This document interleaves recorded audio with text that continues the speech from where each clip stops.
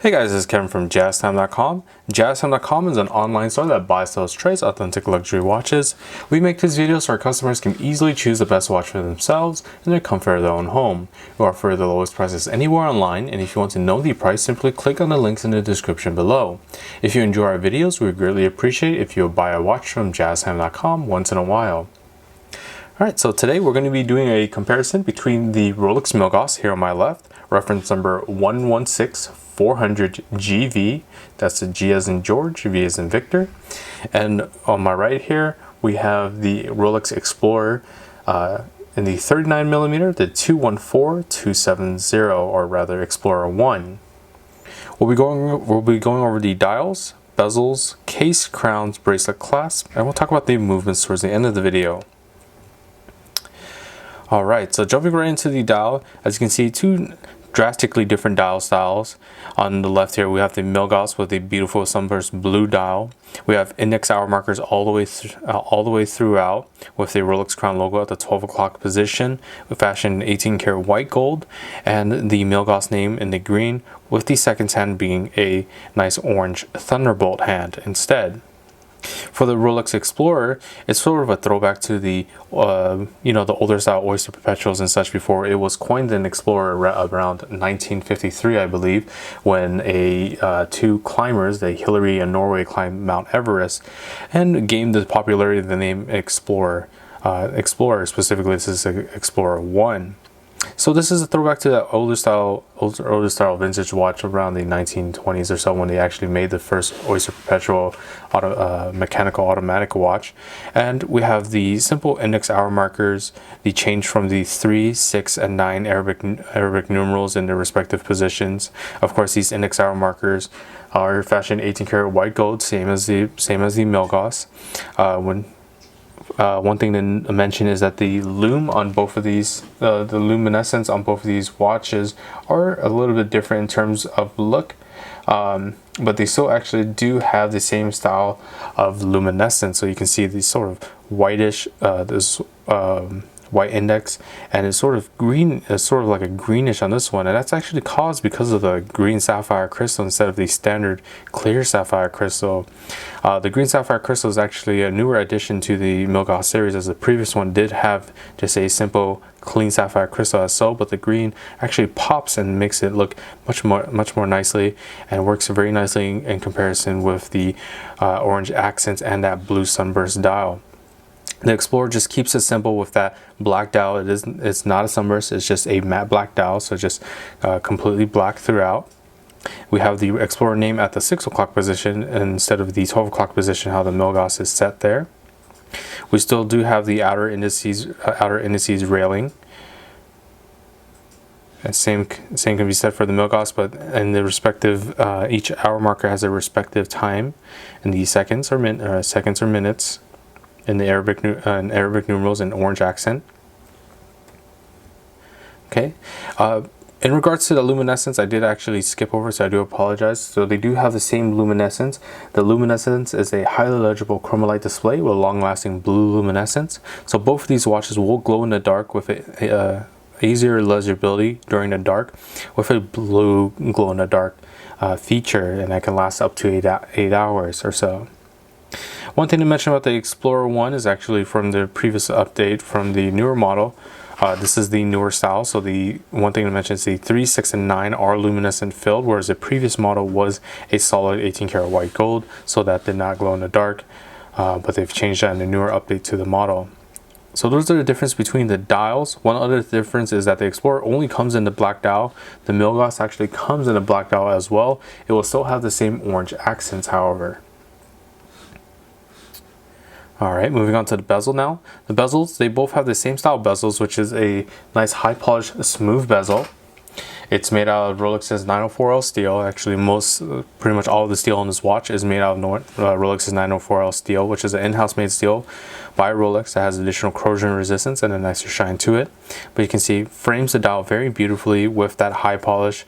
Sort of makes up for that the dial on the Explorer I, and helps bring more of a forward face viewing to it, as it doesn't have that sunburst dial, whereas the sunburst dial kind of works in conjunction with a high polish and really detailing brings much more shine to the face of the watch. However, I mean, both are very nice regardless. Okay, so moving on to the case now. The case size, we're going to have two different case sizes. For the Milgauss, we have the 40mm case size, so from my index finger to my thumb here, that's 40 millimeters in diameter. For the Explorer I is 39 millimeters in diameter, so from my index finger to my thumb here, 39 millimeters in diameter.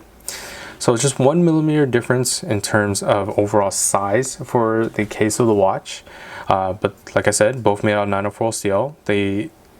One thing to mention is that the Explorer is more of a sportier watch, and the Milgauss is more of a dressier watch, and that's shown in regards to the lugs of the case. For the Milgauss, we have a nice high polish on the lugs of the case, and we have a satin finish on the lugs of the case for the Explorer I. And same thing for the bottom, you can see a nice high polish as well, and Explorer I, that nice satin finish as well. Moving on to the size of the case now, the thickness of the case. So there are actually going to be two different thicknesses. As you can see, the Milgauss has a larger case thickness than the Explorer I, and there's actually a reasoning behind that. And the reasoning behind that is that for the Milgauss, there's actually two styles of cases where it has a regular casing, and then it has a ferromagnetic enclosure for casing to protect the movement, as both of these watches were sort of released around the same time, around the 1950s for the Milgauss, the 1950s for the Explorer I, but it's just that the Explorer I didn't really get its name until 1953. But the reasoning, but two drastically different ideas for the watches.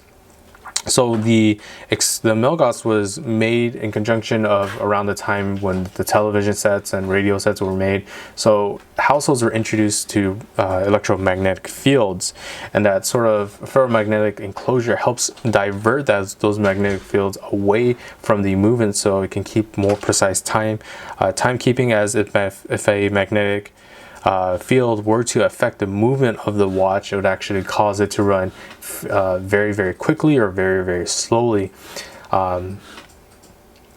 Whereas the Explorer I was just like I said, it was made in conjunction with the original Oyster Perpetual, the bubble back and such back then, and it really was just a very simple watch with an automatic movement. But still, both were released around the same time when they first were released. So for the actual sizes of the size of thickness for the watch, I can actually show you the thickness for it. So we'll go ahead and zero that out. So for the Milgauss, we're looking, let me switch that over to inches. Okay, so for the Milgauss, we're looking at around 13 1/4 for the thickness, because of that additional casing for the watch. And for the Explorer I, zero that out once more. Explorer, we're looking at almost 2 millimeters less in thickness. So if you're worried about the watch sitting too high off your wrist, you're only looking really about a 2 millimeter difference between the two watches. So both will fit in the suit cuffs, dress cuffs very nicely regardless. Alright, so moving on to the crown now. So the crown functions are the same for both watches. They're both screw down, twin lock and double waterproofness systems. And I'll just show you on the Milgauss the crown features. So you unwind counterclockwise as shown. And in the standard position, you can wind the watch. 15 to 20 winds is all you need to get the watch started from a dead stop. Pulling the crown out to the next position will allow you to adjust the date bidirectionally as shown. And of course, pulling the crown out to the final position will stop that seconds hand for precise time settings, such as to an atomic clock online. You can set it down to the exact second. And pressing the crown back in will start that seconds hand once more. So that's the same features for both of the watches in terms of the crown functions. Same twin lock double waterproofness system, and same winding and setting of time. Specifically, always make sure to screw the crown nice and tight against the case, as both watches are water resistant for 100 meters or 330 feet. Moving on to the bracelets now. So for the bracelets of the watch, as I mentioned, the Milgauss is more of a dressier watch and the Explorer I is more of a sportier watch. We have the high polish down the center of the 3-piece oyster links for the Milgauss, and just satin finish for the whole oyster bracelet. In terms of the frontal portions of the link, there's always high polish on the sides of the oyster bracelets. But so we have, once again, high polish down the center on the Milgauss, and that goes through the clasp as well. As we shift towards the clasp, you can see that high polish down the center, and a satin finish through the Explorer I. Moving on to the clasp now, you can see that the clasp difference here. The Milgauss has a simple folding oyster clasp that opens up as so, revealing the beautifully high polished clasp blade with the Rolex name embossed on there. The Explorer I has a safety folding oyster lock, which has a little safety hinge here that sits on top of that folding oyster. So just one additional step of being able to lock down that clasp. And again, high polish on the clasp blade with the Rolex name embossed on there. So those are the differences between the clasp. And of course, that's, like I said, dressier watch on the left, sportier watch on the right. So moving on to the movements now. So the movement, I'm going to start with the Milgauss first. So the movement of the Milgauss is housed in this oyster case backing. Like I said, it's a sort of a double casing with that ferromagnetic enclosure. The Rolex oyster name with the Milgauss engraved on the back around the outer edges there.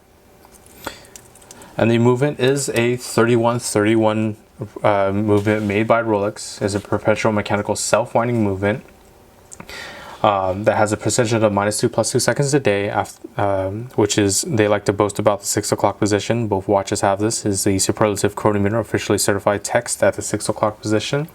It has the functions of the hour, minute, and seconds hand, with stopping a seconds hand for precise time setting, as I've shown you with the crown functions. So the 3131 movement is actually an update from the 3130 movement, which is the typical movement that was used on such things as like a no-date Submariner. It's a Rolex's movement that does not have a date function inside of it. The ones that do is the 3135 or 3136. But specifically, this one is a 3131 as an update from the 3130, and the main update that they've done from the 3130 to the 3131 is that they added the paramagnetic blue parachrome hairspring, which has additional resistance against magnetism. And that's pretty much the main thing they did for that. It still has the same power reserve as the previous movement, which is a 48-hour power reserve. Meaning you could put this watch out on a Friday evening, pick it back up on a Sunday afternoon, be keeping time just fine. So with that one being a 3131, what does the Explorer I have? Well, the Explorer I has a 3132 movement. Same style movement. It's a no-date movement, but it's updated from the 3131. And the main thing it's still a magnetic is a perpetual mechanical self-winding movement. Still has that precision, still has all the same functions, has the same oscillator being that paramagnetic blue parachrome hairspring, so it has that same additional magnetic resistance. Of course, the Milgauss will still win out in total magnetic resistance because of that double casing. But what they've done to the update on the Explorer I movement is that they've added the Paraflex shock absorbers. So the Paraflex shock absorbers are in-house made shock absorbers by Rolex. That reduce the shocks of a watch approximately 50% more, as they claim. So it's not, so your watch is not subject to too much shifting in precision when introduced to shocks, such as, like, you actually bang your wrist against the wall or against the door frame or such. But the power reserve is still the same, so you're looking at a 48-hour power reserve still. And that's it for the movement. Now let me actually go ahead and show you these watches on my wrist. So we'll start with the Milgauss first. So open up that folding oyster. Open it up. Close it on. There we are. So absolutely unique dial. You won't find this style dial anywhere in the Rolex line besides the Milgauss. That really beautiful sunburst blue dial with the orange accents, really complementing colors with that green sapphire crystal as well. The high polish down the bracelet, and also in matching with the bezel and the lugs, just all work very nice in unison together. Whereas the Explorer I, we're going to open up that safety folding oyster as shown. There we are. Nice satin finish throughout. This is the sportier piece. This is the piece that if you want to wear it every day, this would probably be your choice in wearing it every day. It's nice, classic piece. Very simple black dial, simple polishing all throughout. So there's the watch side by side. So if you're interested in this watch or any other watch for the lowest possible price, check out our website at JazTime.com. We have the lowest prices guaranteed. We offer a 1-year warranty. And if you like the video, please like, comment, subscribe below. Thanks for watching. Hope to see you guys soon.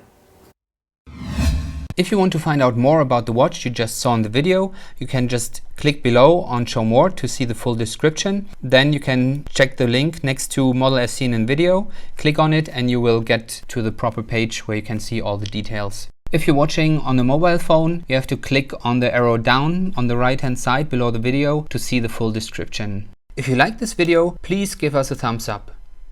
If you would like to share this video with your friends, you can use the share button below and share it on any platform you like.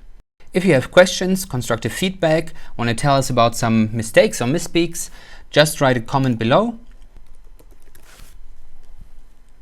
If you want to see more videos like this, you should subscribe to our channel and visit our channel page where you can find all the videos. And if you're interested in a specific watch brand, you can check out our playlists. If you want to check the price for a watch or want to buy one, remember at JazTime.com you always get a steep discount, so you should check the prices with us. If you want to know the price for a specific watch, just go to Google, type in JazTime, plus the brand, model and the details you're interested in, and Google will find the right page for you.